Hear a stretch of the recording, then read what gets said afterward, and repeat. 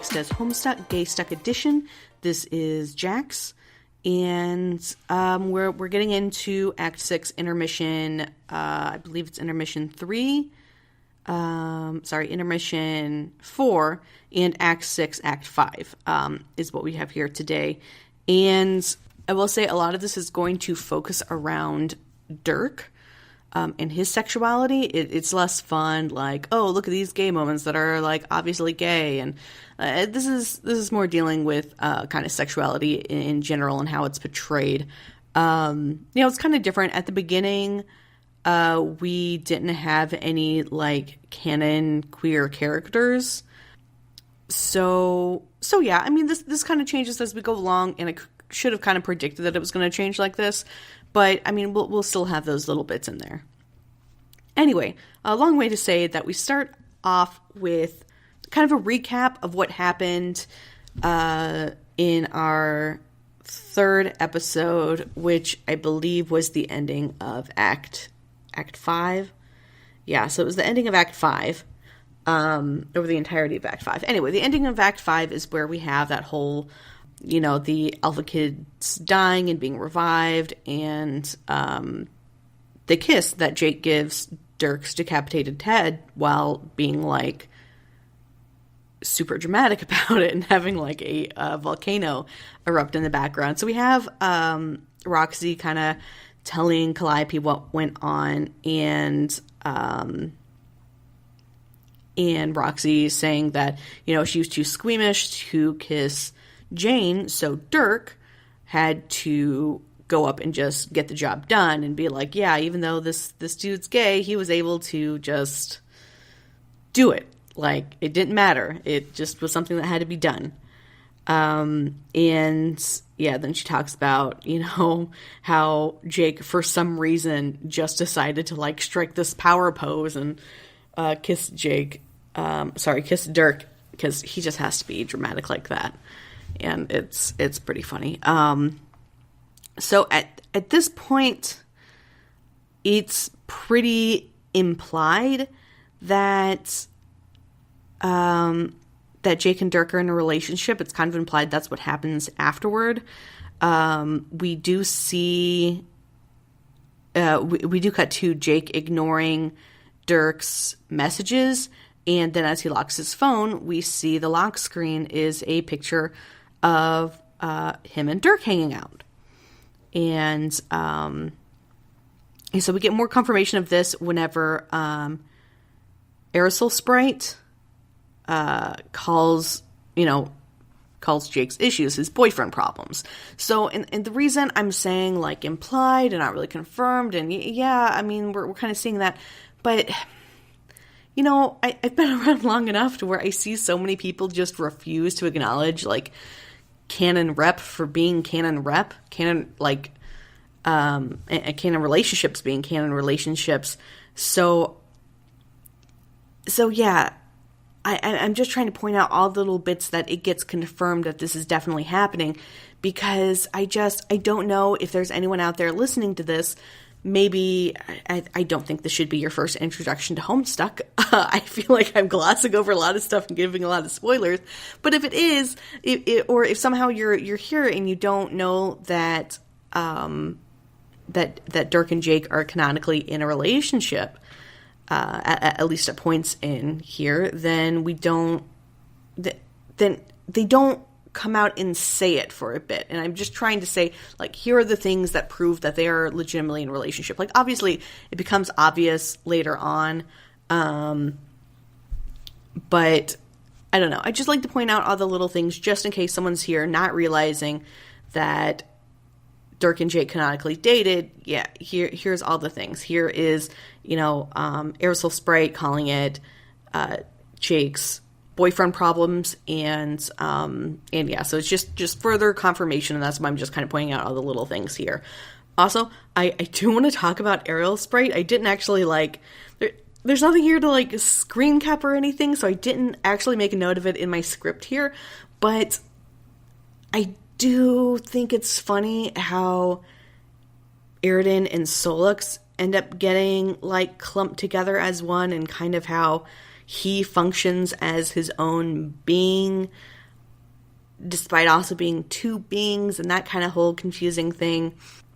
Just because how they kind of ended while they were alive was kind of a bordering on a black rum, or at least I think that's kind of what Aridin was going for. I don't think Solix is going to go for it, but I think that's kind of where it was going. And now here they are, trapped together with some of those black feelings in there somewhere. And I don't know. It's just kind of interesting how that ended up happening. I don't know if it was on purpose because, we have the whole... I mean, obviously it was on purpose. I just don't know to what extent it was a reflection of their potential romance because, we had Vriska and Tavros be together for a while and how that kind of furthered their relationship, which we're not going to talk about because we're not here for different gender ships, but you know what I mean. So then we have just more like confirmation here with Jake talking to Jane and how he just wants to talk about his feelings about his feelings about Dirk. He just wants to talk about his feelings about Dirk. I don't know why I get Dirk and Jake's names mixed up so much, but I do. When I'm typing, when I'm reading, obviously, when I'm just talking out loud, I just get their names mixed up a lot. Anyway, so Jake kind of running over Jane's conversation and feelings and all that in order to talk more about Dirk and how he feels about Dirk and all the Dirk drama that's going on. And apparently this happens quite a lot over the past 5 months. And then we go to we kind of flash back in time to a sweet moment between Roxy and Calliope in which Roxy expresses her deep trust of Calliope and how hey, this thing you're telling me to do does sound really scary, but you're telling me to do it, so I trust that it's going to turn out okay. And then Calliope basically says that back to Roxy later on, and I think that's very sweet. And then this isn't an actual gay moment, and I think this is actually some of the stuff that I was avoiding putting in here, but I just think it's really funny because Jake's talking to Caliborn and describes, Caliborn uses the term patron man bro, and Jake says that sounds pretty gay, and Caliborn has no idea what that means, so Jake gives the kind of old-fashioned definition of it, which is just being happy and having a good time and stuff like that, which follows up the next couple of pages of Caliborn just describing everything about as being gay, about him being gay, the feelings being gay, this everything being gay, and it's such an easy joke, but it's so funny. And I realize that sort of joke isn't everyone's cup of tea, and in other situations, it's definitely not mine as well, but I don't know, in this situation it really is, and honestly, I could probably do an analysis on secret gay feelings of Caliborn based on some of his other previous behavior, but no, I don't think I'm going to do that. If you guys want me to do that, I definitely will. I don't feel like doing that. Anyway, so I just want to enjoy this funny moment with Caliborn calling everything gay. And, to be honest, when it comes to Jake, I have no idea if he's trolling Caliborn on purpose like this, or if this is just Jake genuinely using the word gay to mean what he's saying it means. And I love that. So then we get into trickster mode, which kind of reveals a lot more. So we're going to kind of having a lot more upfront conversations about things, whether trickster mode influenced or not. So we kind of go back to, I was talking earlier about how Roxy was feeling bad that she wasn't able to kiss Jane to revive her, and how Dirk was able to do it because he's so secure in his sexuality. It's no problem for him to kiss a girl because he knows it's for a purpose, there is a reason behind it. So yeah, how he was able to do that, and how Roxy wasn't able to do that, and the guilt she feels about it. And in trickster mode, where they're more honest about their feelings to a ridiculous extent, maybe not to a true extent, if that makes sense, how you can be honest about your feelings without being true about, I don't know. But like some underlying feelings are definitely revealed here in a lot of different ways. And I think one of those ways is when the best solution that Roxy and Jane found for Roxy's feelings of guilt was to say, well, you can kiss me a bunch now. We can just do all the kissing now. And that being the solution that they go to, I think is very interesting and pretty gay solution to jump to. And obviously it's kind of for a hilarious intent, because they're going all out. They're going like just freaking crazy on this cherub candy. But I mean, again, like everything they're saying here has some hint of truth to it. So that's my take on that. So continuing with trickster mode is, like I was saying, the solution, the obvious solution to everyone, the most straightforward solution that everyone can see is that they all just need to get married. I mean, I say everyone, but I mean, obviously I'm excluding Dirk, who is immune to the juju. And, oh my god, I really don't like saying that word. Anyway, he's immune to the cherub candy. He's immune to the trickster effects. He, like, just physically appears like it, but he's not. And anyway, and how they should all get married, because that solves all the issues. Like, it solves the issue of Roxy liking Dirk. It solves the issue of Jane liking Jake, and it just solves everything. If they were to just all get married, it's no problem. And then also how Roxy also likes Jake. She likes Dirk more, I think, but she does also like Jake. And everyone can just get married and everyone can just have babies and it's all fine. And I get this is a great solution for like multi-shippers, and definitely there are polyamorous people out there. I vaguely consider myself one of them, but again, that's not the point of this. But anyway, like this is, everyone in a relationship getting married, and I would really like that to be a solution in a lot of, to someone to flip the script on the trope of there being a love triangle, is to just like, well, that's fine, we're all poly, it's okay. But these are some teenagers who I don't believe are poly. If you want to headcanon and ship them all together in a healthy polyamorous relationship, that's completely fine. I'm not saying against that. I love doing that as well. But in the Homestuck canon, these are all a bunch of teenagers who just have confusing emotions, and there's no real simple way to fix it, realistically. And a bunch of teenagers all getting married so they don't have to overthink their feelings is obviously not the solution here. Which, this is all kind of background. Like, I know I'm talking about a lot of different gender ships, which isn't sort of what we're here for, but it's kind of background for when Jake proposes to Dirk, basically. And Dirk gets so mad because that's not what he's about. He's not about these quick, easy solutions. He's not about ignoring the problems at hand.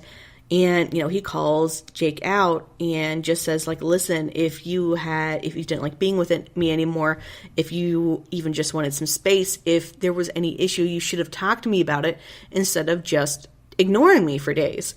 And says, well, if you wanted out of the relationship, or if you didn't, it doesn't really matter now because I'm just ending this because I'm tired of this. And the quick solution that you offered just proves that this is not something that either of us want. And I don't know, it's nice. I think whenever I'm done with reading back through Homestuck, I believe in my first episode I talked about some of the projects I was thinking about doing afterwards, kind of as a follow-up to Gaystuck. Kind of a continuation of Gaystuck, I guess, was kind of to go over the individual ships, whether I would just stick with the canon ones or talk about, like, a lot of the popular same-gender ships.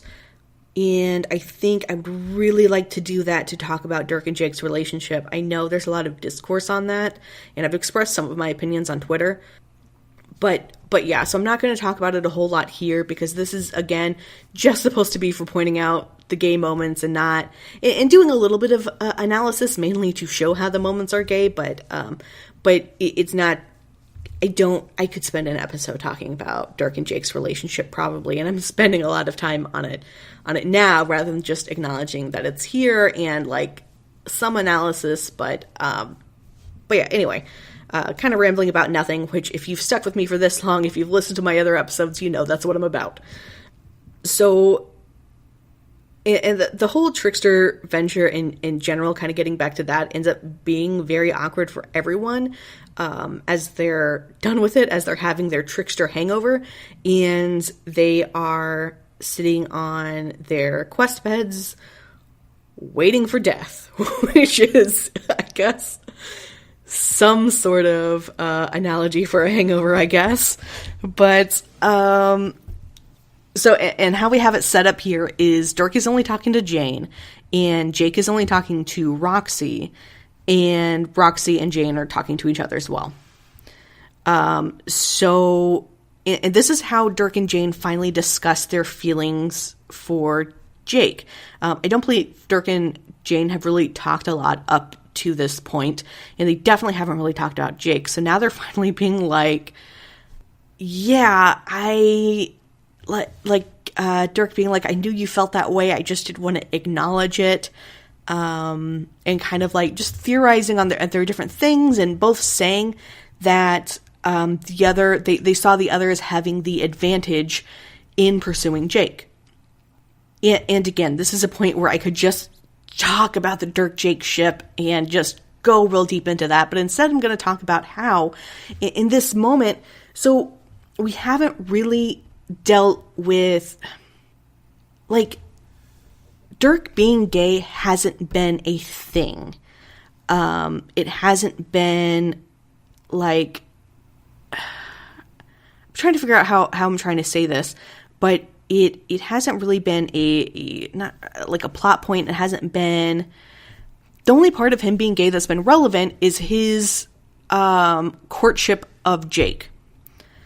That's been kind of what plot elements have been revolved around. That's been like an area of conflict, is his courtship of Jake and how he goes about doing that. And it wasn't that he was gay doing that. It was just that he was doing that in a very weird way, while also there was someone else who also liked Jake. Is kind of what that revolved around. There's even been points, I'm pretty sure I've mentioned in a previous episode, where, Roxy points out that he's gay. I think it's like the first time that like someone says that like he's gay, and he's like, yeah, so what? And that's the point. He says, yeah, so what? He's like, I'm from the future. We don't really need these terms anymore. Like, they're 400 years advanced of us. It's not really a thing anymore. And so him being gay has just been a fact. Like, that's just been part of his character. And yeah, so I just really find it interesting that now, post Trickster, when we're all getting down deep into it, we have like a really relatable gay moment with Dirk, where he says the reason that he assumed Jane would have an advantage when it comes to pursuing Jake was because Jane is a girl and Dirk is a guy. And so obviously the girl would have the advantage when pursuing a boy.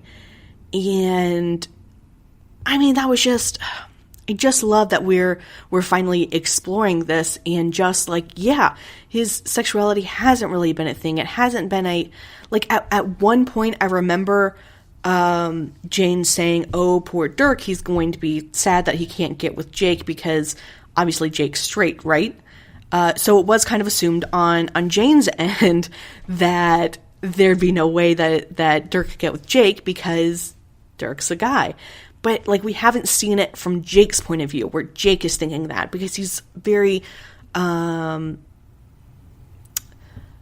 I'm not sure I want to say confident in who he is. Like, he's definitely true to himself and who he feels himself to be. That doesn't necessarily mean, like he talks about later, like he doesn't necessarily, or I guess he talks about earlier, he doesn't necessarily like himself a whole lot all the time.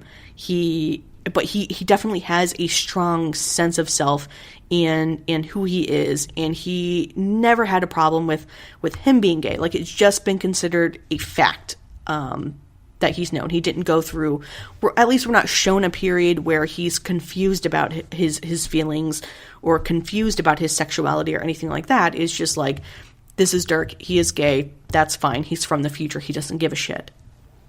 So the fact that he acknowledges that, like, there's this potential huge barrier between him and Jake because of gender and sexuality is like, that's, I don't know. I just really like that they added it in here. Because, again, it's the first, like, as far as I know, Dirk is the only one who has a canon sexuality. Like, Dirk is gay. Dirk is a homosexual. Dirk only likes guys. That's it. I think later on, I'm not 100% sure about this, but I think I saw something about Word of God, Kanai is a lesbian. But I don't remember where I saw that. I saw it years ago. So, but as far as I remember, in the actual Homestuck canon, Dirk is the only one with a confirmed sexuality. So I do really like that. That we're finally talking about it. Like, here is our gay representation. And while he doesn't have any struggles with his sexuality, like, about, like, accepting his own identity, he does have relatable struggles. Like, it isn't all easy peasy, because, like, the person he likes might not be into him. Anyway, I've rambled on about the same point, saying the same things a couple of different times, but I just really, really like it. And then we kind of get a bit more about what Dirk being gay means for Roxy when she kind of confronts the way that she's been acting with Dirk and how she has been aggressively flirty and, you know, joking a lot about how they should get married and have babies and continue on the species and all that stuff, and how she's been doing that for so long, like, knowing that Dirk was 100% gay, that there was no way that he would return her feelings and all of this, and then that kind of came to a head in trickster mode whenever she kind of, like, nagged him into, like, them kissing to kind of bring him into trickster mode as well, and to pretend that everything was going to be hunky-dory and everyone would get married and it would all be fine. And kind of, you know, in trickster mode saying, like, listen, your sexuality does not matter here. What matters is that the easiest solution to all of our problems is if just we all get married, and you also enter into a different gender relationship with me, basically. And, like, they don't delve quite that deep into it, but, you know, Roxy has some guilt there about what she did and about how she's acted with Dirk in the past, and just kind of been, like, you know, putting aside that it doesn't matter that he would never return her feelings because he was gay, but she's still going to flirt anyway without really taking into mind whether he would feel uncomfortable about that. And now she's worried she pushed it over the line, and maybe he's just been slowly getting fed up with her all this time because of how she's been acting and how she feels, like, really, really bad about it. And she's taken some time to reflect on that. And then we have just a little tiny blip from Jake that I find really, really interesting. And I can't remember if we delve more into this later on in the series, but I'm looking forward to seeing if we do. Because this time I'm reading through Homestuck with a knowledge about aromanticism. I don't know if I knew about it before, or if I just, like, if I didn't know a lot about it, or if I didn't know about it at all. But Jake makes there's a really good case here for Jake actually being aromantic, like aromantic pansexual or something. Because he is talking about because he's talking with Roxy about how much she likes Dirk, how much she admires Dirk, and, you know, how much she loves Dirk. And Jake's like, you know, I kind of feel jealous because you have such a passion for Dirk. You feel such strong feelings for him, and I never came close to feeling that strongly about him. And he says that he actually, like, is worried that he won't ever be able to feel that strongly about anyone, like in a romantic sense. So again, this could be, teens just figuring themselves out. And again, I mentioned this earlier, but I believe I mentioned this earlier, but the fact that there's literally just, like, they all only know each other. Like, literally, they don't know anyone else, really. So, I mean, Jane might, but, I mean, basically no one else does. And Jake certainly doesn't. Jake certainly only knows his 3 friends. So, it could just be, like, there's been no opportunities for him to really, like, develop those strong feelings for anyone. And again, they are just 16. So it could definitely just be that. But, I mean, definitely there's no way we can overlook the fact that this is high key pointing at the possibility of Jake being aromantic. And I definitely support if anyone, like, headcanons him that way. I mean, I support, like, anyone's headcanons, like, whatever. But, I mean, specifically, like, in this case, there is some context here, because he's specifically saying that he doesn't know he'll ever feel that way about anyone as Roxy feels about Dirk. And, okay, so this isn't actually a gay moment, but I feel like it's kind of foreshadowing, because Roxy's talking to Jake about how she lost the ring that was making her invisible, and how whenever she saw it, she had this really sappy thought that she would love to give this ring to the person she wanted to marry one day. And the reason I'm bringing this up here, even though in this conversation, Roxy is specifically saying this in context of one day marrying a dude, I'm pretty sure, if I'm remembering correctly, that at the end of Homestuck, Roxy gives a ring, if not this ring, I really can't remember. I can't remember so much about Homestuck. But I'm pretty sure Roxy gives a ring to Calliope, which already had symbolism there. But now, on top of the fact that she's saying this about wanting to give a ring to the person she wants to marry, like that being brought up, as a thing, like it's being established here as a thing, and then later on that happens. I mean, again, it's way early foreshadowing, but it is here.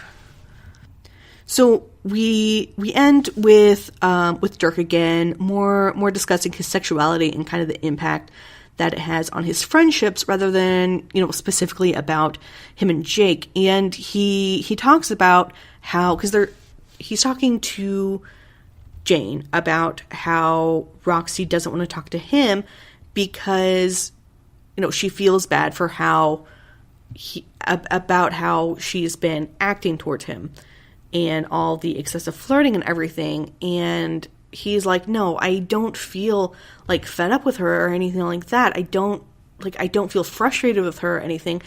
And he says that he only feels guilty that he can't give her the life that she wants. He can't give her a romantic relationship. He can't give her anything that she wants from him, besides just friendship, because he has to remain true to himself, even at the cost of not giving, a person he loves something that he feels she deserves. And he feels that she deserves a great relationship, and he wishes that, he could give that to her, but ultimately he has to stay true to himself, and he is a gay man, even if it comes down to, like, perpetuating the species, like, keeping humanity going, under the assumption that Esper wasn't going to be a thing that happened. Like, if it was just them, the last 2 humans on the face of the planet, like, he still couldn't do anything, because above all, he is true to himself.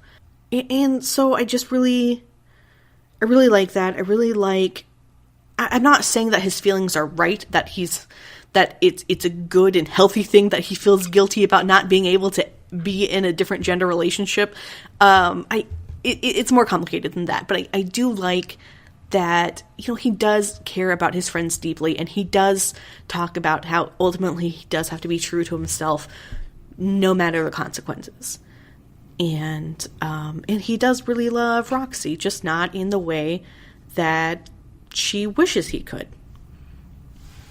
So I feel like that's a good way to end Act 6, Act 5. We're on to, I believe we're just on to Act 6, Act 6 next.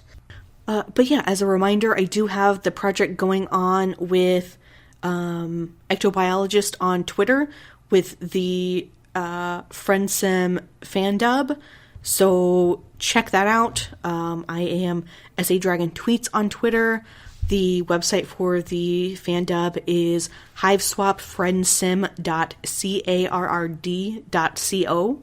Check that out. Since I am recording this a little bit early, I don't know quite what's happening with it, obviously, at the point that I'll be releasing this. So I know the website isn't fully updated at the point of recording this, but the project is still in progress. We're just kind of getting everything down. I mean, like I said, this is a fan dub, so it's just us doing this in our spare time, and it's going to be really fun. I'm really excited about it, and definitely check that out. Support it. Again, as of recording this, not everyone's information is up on that website, but if you check it out and you decide you want to support us, a lot of us do have links to a PayPal or a Ko-Fi, which I'm going to continue to say. I know I say it every time I say Ko-Fi. I know it's probably pronounced coffee, but I'm going to say Ko-Fi. So anyway, there's links to that. And yeah, so support us if you want, or just share it. That's a great way to support us. And check us out. And yeah, definitely let me know if I missed anything, if there's something that you want me to talk about in more detail, even if it's not necessarily would not be part of Gaystuck, or it wouldn't be part of the way I'm doing it. Like, if you have something you want me to talk about, just give me a heads up. I can just make a whole separate episode about it, or I can save that for my ideas of when I'm done with Gaystuck, and kind of go on from there. So yeah, let me know. Thank you for listening. Please subscribe, share, all that stuff. As of recording, I still don't have my YouTube up, but I am planning on doing that. I'm actually recording this on Wednesday that the previous episode was released, so I'm kind of a little bit ahead of the game there. I haven't had a lot of time to do some other things. But again, if you have any other formats that you'd like me to use for this, let me know. If you have other ways that you'd like to support me, just preferred ways, let me know. Yeah, just hit me up. My Twitter is SA Dragon Tweets.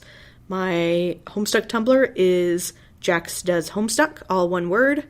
And my Buzzsprout is jdh.buzzsprout.com. And thank you guys for listening. And I'll see you next week.